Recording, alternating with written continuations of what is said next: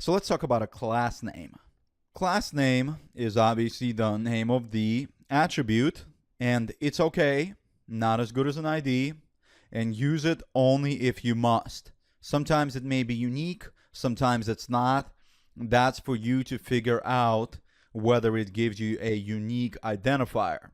So for example, if we come back to our automation testing practice page and we hover over this button that says click this button using class, this one has a class. So you guys can see here that its attribute is named class and then its value is button class example. So if we take this value and we come over to our Selenium IDE, and rather than doing this, I'm going to do it for you guys from scratch. We'll do the standard driver dot. First, let me set it equal to a variable. Var equals, actually we don't even need to because I created a private element up here. So all we have to do is element equals, we don't have to declare it, driver dot find element by how class name, and supply the value, and then scroll over here, put the semicolon. Let me come back here, uncomment that so that it navigates back, and let me comment this so that it doesn't do that. Control KC is quickly to comment. You can also just highlight, go to edit, advanced, and comment selection. Okay, that's in Visual Studio 2015. I think in the other ones it's a little bit different because I think in 2013 it was like Control CU or something. I forget. It's annoying how they always change it, but that's what it is for me now. But you guys can do it through the advanced edit. Anyway, so now we have that set.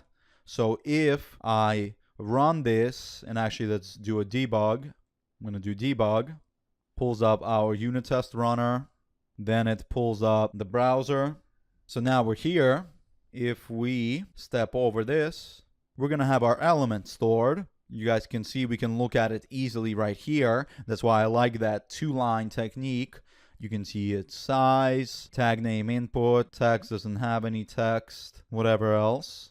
And now if we hit, oops, and of course I forgot to do the click.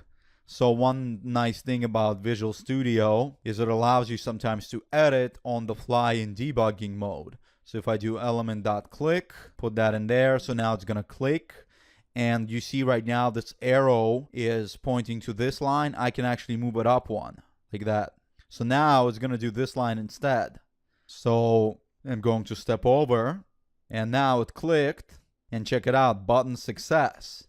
Because it was button success, it means it clicked on the right button. And now we can just go ahead and do an F5 to run through everything. And the reason I did the F5 is because I added a test cleanup method here at the end of the test so that it does a driver.close and the driver.quit. And let me pin this over here so that it stops bothering me. Excellent.